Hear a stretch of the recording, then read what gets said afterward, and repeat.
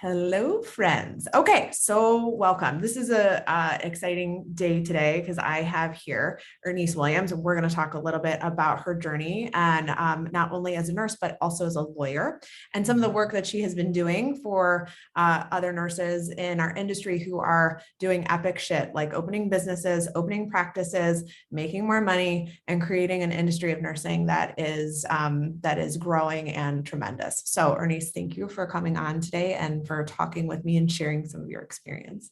I'm so excited to be here. I love these types of conversations, so it's going to be great. Okay, good. Okay. Well, let's start first. And just, I would love if you would just share a little bit about your background and just telling a little bit of people about kind of, especially with your interest and experience as a lawyer. I think that's so super cool.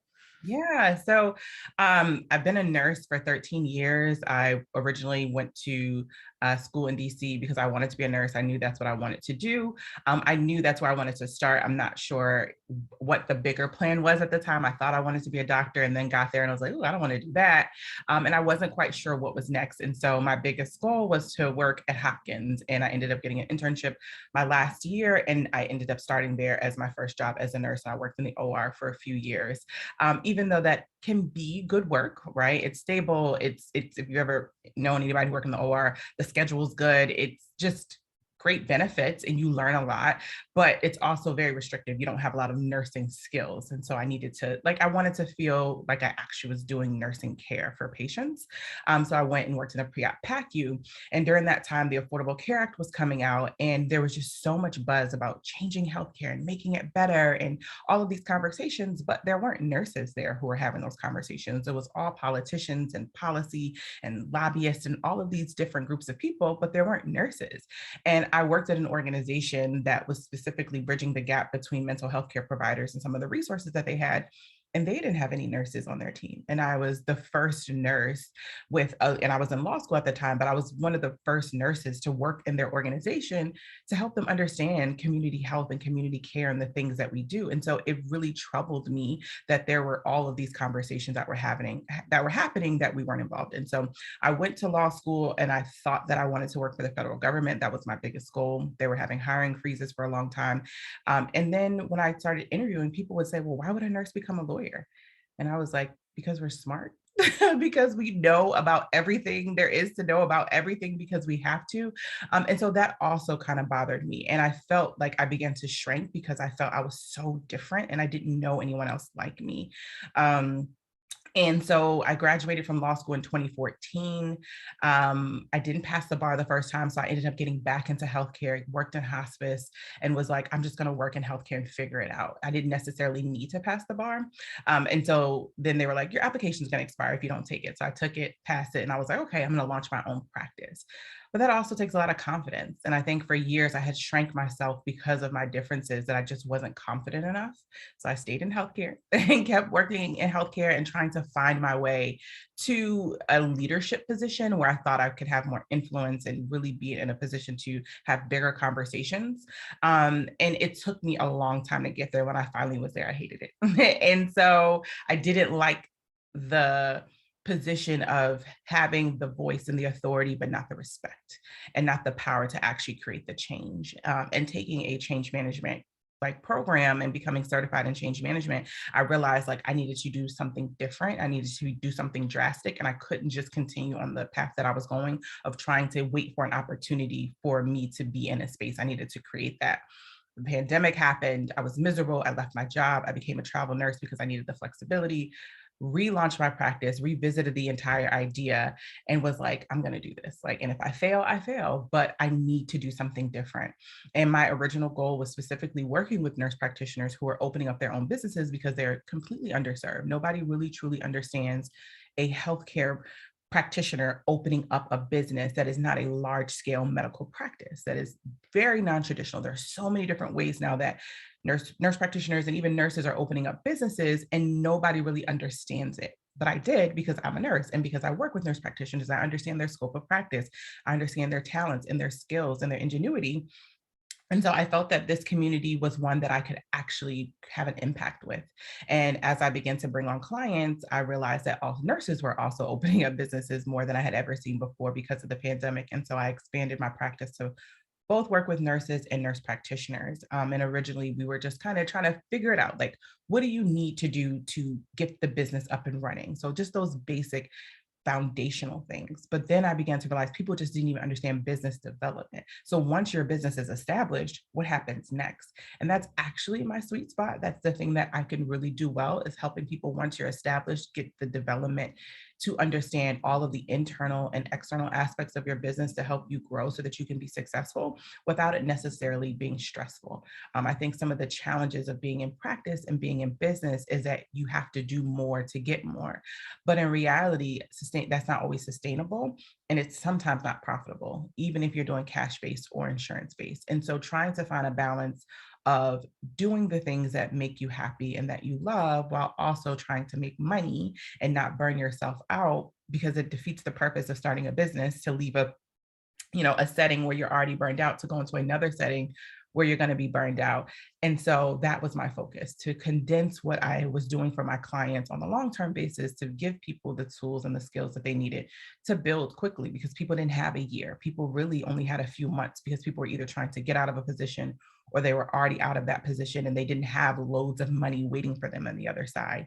And so that's kind of where I am with my practice now, where I'm working with practitioners who have either opened their business or soon to open their business, and they're really need to understand the business elements. So we focus so much on the healthcare practice part of it that we forget that you are a business owner now. Like, you are not just a nurse practitioner, you are a business owner, and you have to operate as such and not just in the clinical aspect. So that is kind of what I've been doing for the last year and how the trajectory of this process has come. I love it. I mean, there are and you're right, you touched on so many things, which are that, I mean, so many interesting points. Number one, I think what's so interesting is having a career, right? Coming into the profession of nursing. And I work with a lot with clients who they get to a point of, what do I want? And I don't know what I want, but I know this isn't it. And so it's so interesting to see that many of us have careers that evolve over time.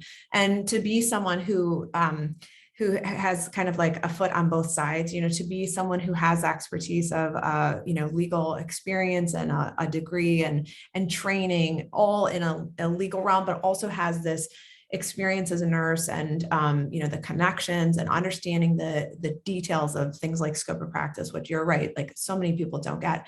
I think it's so interesting because you're a perfect example of a person who creates her own journey, right? Who gets to a point and says, this isn't quite it, let me try this. And then this isn't quite it, but let me try this, which I think is a lot of what many people who are either in this community, whether it's the side hustles group or who are nurses on their journey, are also kind of navigating as well. So I think that's super cool.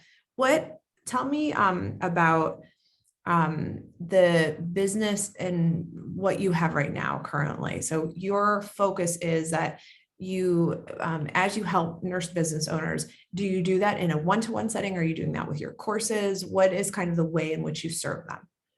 Yeah, so right now I'm doing one-on-one consulting, and it's in a 66-day program where for 66 days we work together to build the business. And so I start with the basic foundational elements.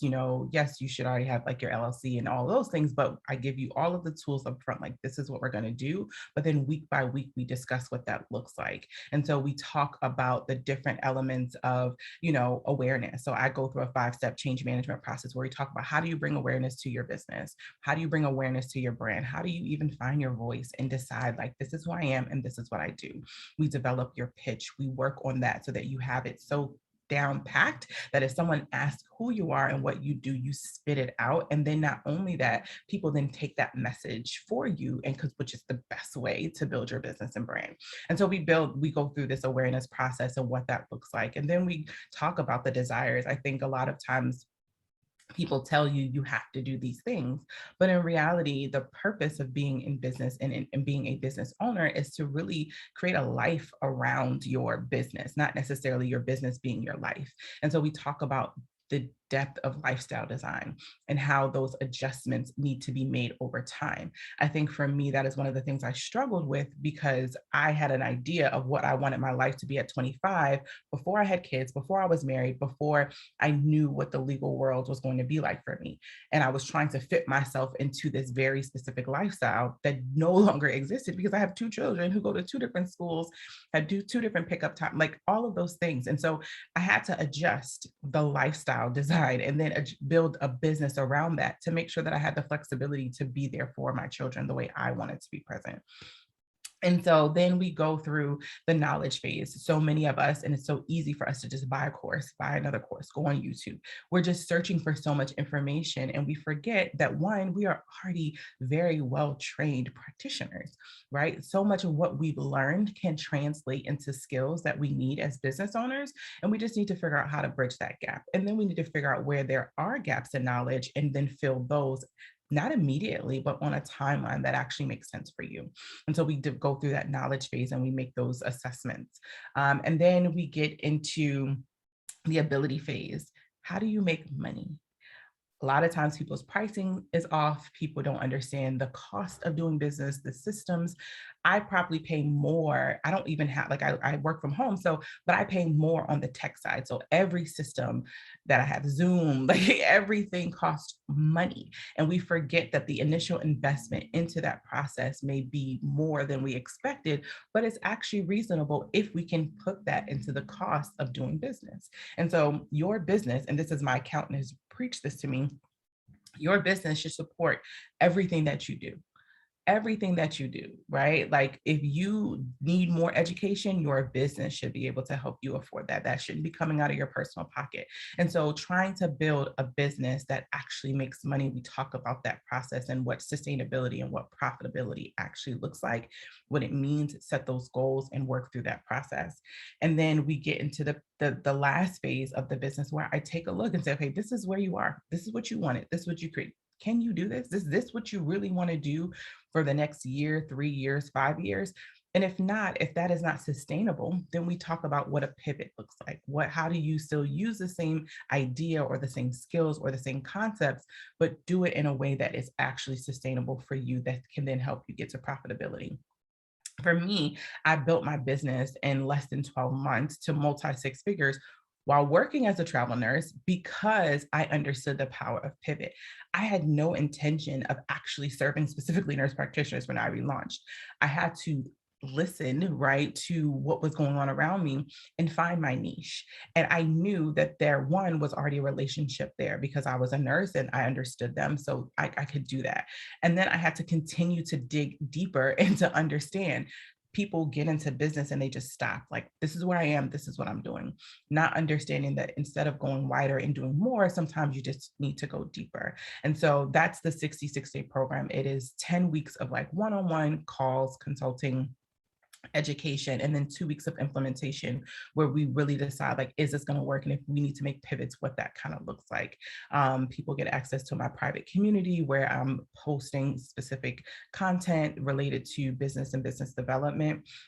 We do monthly webinars that I pre-record and it goes into my client training portal, and people have access to all of old videos. So videos discussing trademarks and business insurance and all the intricacies that we don't think about, right? Every time I intake a client, I say, do you have business insurance? So many say no. And I'm like, you're touching people, and not medical malpractice insurance, but actual business insurance. And so some of those basic foundational concepts that people don't necessarily have. Out of working with nurse practitioners and helping people with their IV hydration and med spa and primary practices, I realized that people need all of these tools up front. So I built what is called the Healthcare Business Starter Kit, which gives people all of the foundational tools upfront to make sure that their business is in minimal compliance. So it makes sure that you have all the job descriptions that you need if you need to hire employees or independent contractors. It's an onboarding checklist that is required by the federal government. Like, you cannot be just collecting someone's resume and just collecting someone's license. You also need additional information to verify that they are who they are. So that means a copy of their ID and a social security card. Like, we don't think about those things as small business owners, but it's required. And I had a client who was audited by the Department of Health because of a complaint. She comes to me and I'm like, okay, give me these things and I can help you. And she had nothing. And I was like, okay, so y'all are really out here operating businesses without the basic foundational elements. And so the basic foundational elements, you have to have an onboarding process. You have to have something, a process that you're following. One, it shows that you're not being discriminatory. It's important that you show that you're not just picking people's names out of a hat, that you're actually doing something in a systematic process and that people are qualifying for whatever position that you may be hiring, either long-term or temporary. And then you need to have policies and procedures. The policies, it's 26 policies and procedures I developed, and it's not traditional healthcare stuff. It's like, what happens if you have a data breach? How often should you change your password? All of the internal things that we don't think about. What do you do with someone's resume? How do you maintain your employee files? All of those things. So it not only gives you those tools, but it helps you create a process and a workflow that you can actually follow as you're building out your business. And then there was training. We forget you have to train people when they come on board. Yes, a lot of people are using Loom, which is good, but like, what are the training materials? So I built 8 training templates for basic things like blood pressure. You would be surprised how many people don't know how to take a blood pressure appropriately. For anyone who has an IV hydration business, how to start an IV, and we go through some of those elements. And you can add, of course, it's a template, so you can add your own specifics if you're having specific types of IV hydrations or whatever services that you may be offering. But there are 8 templates that talk about the basic things that you do in IV hydration, a med spa, or a primary practice. And so it allows you to pull out that template, put in your logo, put in your information, and have a training. I had one of my clients who her business had been building slowly, and then all of a sudden they needed to hire 10 nurses, 10 independent contractors. They took all of the tools, they opened up the templates, created the presentations, and they brought them all in a room and trained them. And everyone was like, whoa, like, this is real. Like, she was like, yeah, this is real. And and it helped them set an expectation, right? Compliance really is about quality and about having an expectation and a standard that people follow. And then we go into some contracts, right? We are always searching for contracts and trying to figure out what we need. It's difficult for regular lawyers who don't understand healthcare to draft contracts for healthcare practitioners. And so these are specifically drafted for you all. And if you need to get them reviewed by an attorney, all of the elements are there. You just need to make sure that they meet your state standard, and that whatever is necessary for you, if you're hiring an employer or independent contractor, those elements are in there, but the healthcare elements are specifically in there.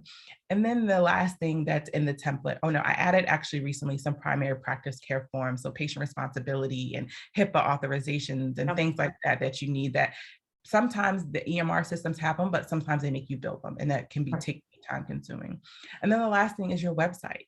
Privacy and terms of use agreement. Every website has to have one. And even more so, the rules recently changed and now they're super restrictive. And so if there was recently an article, I think in the last day or two, that Facebook and Snapchat, all of these social media sites lost $10 billion because they can no longer track us so closely. So that means, like, if you went on Amazon and accidentally clicked on a vacuum, you're now going to start to see ads for vacuums. That has now decreased because they can't automatically track you. You have to opt in every time you go to someone's website. And a lot of people just close it and don't opt in until they're no longer being tracked. So you see less ads, you see less things kind of following you around as you're going from different sites to social sites because of that. So it's important, as someone who is collecting someone's healthcare information, that you not only have those terms of use, but they're specific for you as a practitioner, talking about how you're going to use someone's personal information.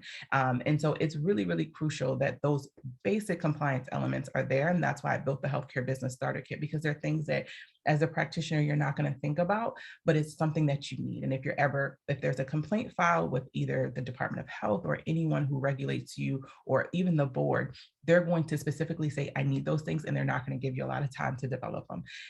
What I don't like about working, like most attorneys don't do what I call preventative stuff, right? It's all about, you need something, it's an emergency, now I'm going to charge you top price because now I have to work overtime or hire someone to work overtime to build those tools for you.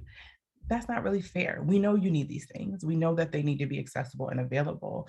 And so that's why, yes, attorneys hate LegalZoom, but people use it because it feels like it's accessible, even though it's not the greatest tool, but it's accessible. They can go on, get the things that they feel that they need, and that's it. And so trying to level the playing field so that people don't need so much emergency help. Yes, if you want to hire an attorney to do a contract review, that is reasonable. If you want to hire an attorney to review certain aspects of your business or an audit, that's cool. But if you need an attorney at the last minute because you've been reported to the board of Department of Health, you're going to pay top dollar. And if they have to build those internal tools for you, the bill is going to be astronomical. And then you risk not only your license, but also your business. And so those are the two major things I have. If people are also practitioners and working at the bedside, I have a whole course on how to prevent medical malpractice and mitigation, and helping people understand what that process looks like, because people just don't know. And until you know what to expect, then it's like, okay, they're going to call me, they're going to email me. I know this is going to happen. I can be prepared. I know what to say. I know what to do. I have a course included in that says what happens if you're reported to the board. The top thing is, please don't talk to the people who call you, because they are the police. Like, you have to treat, they're so nice though. They're so kind. And they're like, hey, it was designed to be that way. They designed it that way. Let's be real. So sweet. They're like, we just had a few questions about an incident a few years ago. If you just, and then all of a sudden they're emailing back like, well, your client said, and I was just like, that's a no. Yeah, no. So, you know, it's all of those tools and resources that are included if you're working at the bedside, because it's people's biggest fear. Like, what happens if I'm involved in a lawsuit? And so there's all of these tools that I've kind of built to make sure that, one, people who still work at the bedside have an understanding and they don't have to work from a place of fear, that they're actually empowered by the information that they have, and they know who to call when and what to do if these things happen. For most of us, they will never happen, but when they do, they are life-changing. And to have that resource to understand the process, so that when people are asking you to do something that doesn't make you comfortable, you know how to respond, is just priceless. And so all of those tools are on my Teachable. I think I've already shared the link and the information with you, but it is something that I feel like that's what I've created. I've come into this space to create resources for practitioners, both still at the bedside and for opening business, to just level the playing field, to give us an opportunity to be successful without necessarily having to kind of fail and then start over and over and over again until we figure it out. Yeah, saving time and money. I love it. And I think for people who are particularly risk averse, and I think that, there's a segment of us who are, we probably are attracted to the profession because of, we like to be able to provide interventions, right? And we like to decrease risk, right? I mean, with whether it's, starting somebody on an antihyperglycemic, or it's an antihypertensive, or, there's, or talking about LARCs, like, many of us, I think that conversation resonates with a lot of us about risk aversion. I think it's interesting too, one thing that, and your tools sound phenomenal for sure. I think it's interesting what you said, which was creating the business in essence, like around your lifestyle. And I think that's something too, that I think we, when we get into the element of building a business, I see this with my clients, and I've seen it, personally too, which is starting a business and then becoming the business. And then realizing that, when burnout, just as much as, burnout can happen in the clinical setting, burnout can happen just about anywhere. And then we get to choose ultimately the kind of life that we want to have, and then build a business to support that life, using it as an intervention or as a way to get from point A to point B. And I love that conversation, and just that nod to building the business that supports you and your lifestyle. And I think that's one thing too. And I don't know if you've seen this with any of your clients, but the conversation around flexibility, I think we always used to have some deficiencies, in terms of how our schedules were set, whether it's working 312s or it's being in a clinic setting from, 7:30 to, 5:30, which is usually just about covers, if not exceeds, the number of hours that most daycares are open, right? And God forbid that you are somebody who's in the OR and you got to be there, or you are on shift work and you need to be there at 7 a or not leaving until 7 p. And so I just love the that conversation about pivoting so that it meets you and your needs. And so I love that. Okay, what if you have somebody who is getting started? What advice would you give them? Because I think when you talk about this, you're clearly very knowledgeable, and this is your bread and butter, which is fantastic. And, having you as a resource, and we may see that some people get overwhelmed when they hear that they may have some deficiencies and they may have some areas where they're not in compliance with the law and with the rules and regs, set up by their particular board of nursing. So what kind of advice can you offer to somebody who's like, I think I should do it, but I don't know, it sounds like a lot of work, Yeah, I tell my clients all the time that the challenges of starting a business and being in business is it's just like being a new practitioner. It's crazy. It's chaotic. It's overwhelming. Those first few months, the first few days, it's like, how am I ever going to remember? Like when I worked in the R, I was like, how am I ever going to remember all the names of these instruments? How am I ever going to remember what size, suture goes with this type of procedure? And then all of a sudden, before the surgeon would say what he was looking for, I already had it in my hands because I kind of knew. It's that rope, right? That rope memory of doing it over and over and over. You have to expect that it's going to be chaotic. It was chaotic for me. It still can be chaotic in the process, right? Because I didn't know exactly right what I wanted to do. It's chaotic. It's crazy, right? And over time, I've had to pivot to what I loved, and so I'm like, okay, how do I kind of close these things off because I've already started them, and then really shift people to understanding I'm only doing this, I'm only working with people this way, and really kind of just changing the conversation. And so you have to respect the process. If you're not willing to start over and really start like a new person, right? This is a new business, a new idea, this is a new baby. If you're not really ready to go through that newborn phase, then you have to stay where you are. But most people don't want to stay where they are because it's not serving them. It doesn't make you happy. But you realize, like, now my kid is 9 and he's like, can I get water? Get your own water. Get your own stuff, right? Like, you're old enough now. Your business will be eventually to a place where it's like, do your own thing. Like, this is just, it's operating from a place of comfort.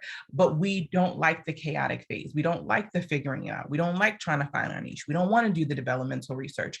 We don't want to do the marketing. We don't want to be on camera. We don't want to talk about our, and I'm just like, so what you want to do?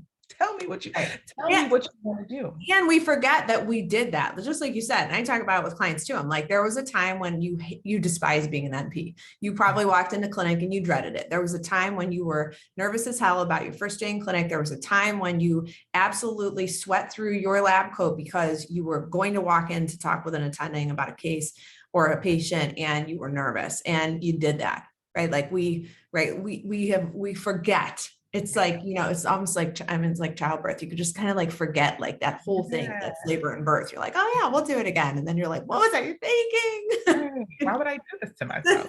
Yes, it's totally that. Yeah. And I think that people, and I see a lot of people saying, I just want someone to tell me what to do. And there is no one thing to do because it depends on what you want to do, what you're capable of doing, right? I don't ever teach anyone how to be like me because I don't have a baseline. I'm crazy. I'm an extremist. I'm gonna stay up till 3 o'clock in the morning until I get something. Like the other day, it was the first, and I told my husband, I'm feeling uneasy. I don't know what I'm doing for the next 2 months. I need to get this out of my head.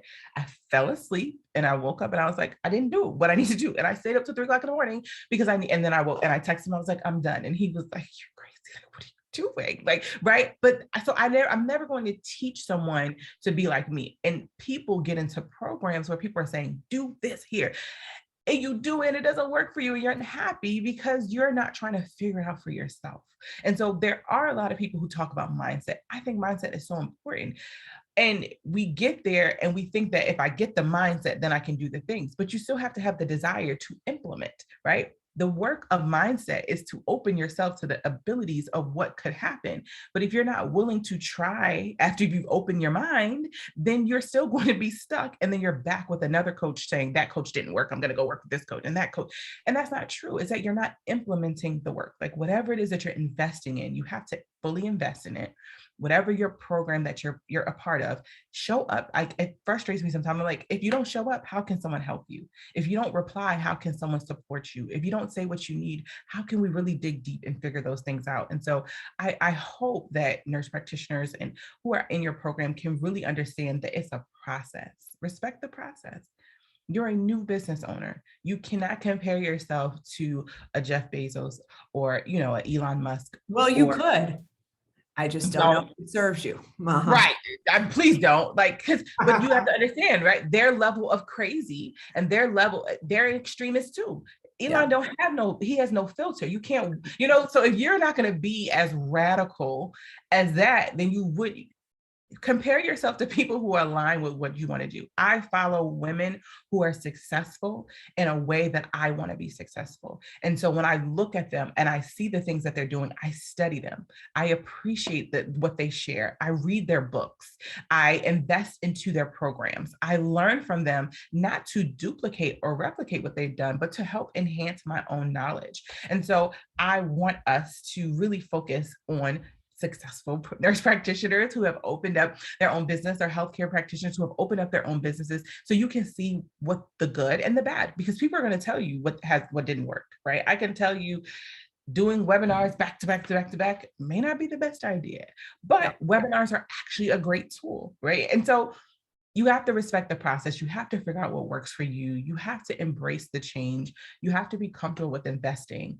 It's very frustrating to undermine your growth because you're not willing to spend the money, right? We're having this conversation today in like a legal group that I'm in. The guy's like, I'm growing so fast. I'm really about to, I've hit my capacity. I need help. But what if I don't have enough money to pay them? I'm like, if you already maxed out right now, if you hire that person, you're going to make more money because now you have the efficiency in the process. So one of the things I struggle with was my balance in my books every month. I don't have time for that. I hired an accountant. She's expensive. But when I say every worth it. Every dollar, she every time she gathers she was like, okay, this is what we're doing. And you have to invest in those things. And it's uncomfortable because every month I'm like, okay, I gotta pay her, I gotta pay this, but at the end of the day, the value is there. So making sure that whatever you're investing in is valuable. I think being conscious of not investing in every shiny object that's on social, right? You don't need to follow every person who has a marketing tool. There are a lot of find one, stick with that one. With it, go all in. Yes, exactly. Yeah. And know when to pivot, right? You don't want to dig yourself. Like I thought, direct marketing in a way where I was emailing and reaching out to people. People have so many blocks on emails. Emails ain't it, like, unless someone subscribes to you, right? Sending emails to strangers is not necessarily what it used to be because it's just a lot harder. So instead of me continuing down that path, I was like, okay, that's no longer the goal. I'm going to find them on LinkedIn and then I'm going to befriend them and then I'm going to build a relationship with them, right? And so understanding that you have to go through the process. And I think you have to also appreciate that nobody is perfect. We look at people who are further ahead than we are and say, there's no way we can do that because they're doing everything right. Yeah. Everybody has failures. Everybody has made mistakes. My business coach, who is extremely successful, she's also a lawyer who became a business coach, and she has made so many $15,000 mistakes. How? I don't know. Right. But I'm like, I ain't never wasted 50. But hey, that's how she rolls. But if she's on her way to make $1 million. I was just gonna say, think of it this way: like, if what would you be willing to make a $15,000 mistake if you knew that $1 million was in it for you? Mm-hmm. I mean, I don't know. I would. Like, would you be willing? Right? I have this conversation with clients all the time. I'm like, well, if you put down, 10 grand to build a business, and you build a business that is, generates revenue of 150 to 200 grand, is it worth it? I don't know. And you get to choose, at the end of the day, that's your choice. And we all know that everybody comes into this with different levels, again, of risk aversion and, and different levels of comfort with failure and different levels of investing and different scarcity mindset and, coming from a place of lack and all that shit, right? Like everybody comes in with kind of a different story, and it's neither here nor there. It's just when it gets in the way of you building the business that you desire, then I think we have a different conversation to have. That's I think what's warranted. But this has been such a good conversation. I've really enjoyed it. I'm just thinking this is such a there's so many people who will benefit from this conversation and from all the wisdom that you've shared. I think there are many of nurses who may be a little bit behind the 8 ball, so to speak, on some of this stuff. And so you're a wonderful resource for them. So, all right, how do they connect with you, find you, book a consult with you? I'm your nurse lawyer everywhere on all social media platforms, Instagram, Facebook, LinkedIn, Twitter, Pinterest, everywhere. You can reach out to me at IrniseWilliams.com. So my name is definitely spelled different. It's IRNISE Williams.com. And all of the ways to work with me are there, where if you're ready to book a consultation because you just have questions, you may be established and you want to make sure that these things are right, or if you're kind of on the right path, you can book a consultation. If you're interested in getting any of the on-demand resources, that is there as well. Those links are on the site. And then if you want to enroll in the program, it still starts with a consultation. We have a conversation, and then I let you know, like, yes, this is a good program for you, and this is how we're going to work through things, and if it kind of aligns with where you're going. So that's the best ways to work. If you're kind of still unsure, I have a free ebook on my website as well that talks about the 5 ways to kind of help build a successful and sustainable business and how I did it. And I share some of the resources and tools that I've used. And it's, to me, one of the best ways to just get a foundation and understanding of maybe what is missing in the business on the business side of thinking, to help you kind of build and grow and expand your mind as a business owner. And that's the last thing, actually, I'm glad that you mentioned it. I wanted to point it out, was that you took, think of like all the work and experience you have with change management, and I think of it just in terms of the work I've done as with Six Sigma and lean operations. And I love that shit. Like, I love it. I use it in my business. I help my other APRN clients use it in their businesses, because I want them to have really an idea of what it could be to operate with from a really lean perspective. And I love it. And I think for anybody who's, watching or listening, which is like, think about how could you take a skill like understanding change management, whether that's from experience that you have in real life or real time, or it's experience that you get from an advanced degree or some sort of a certification, that you go through.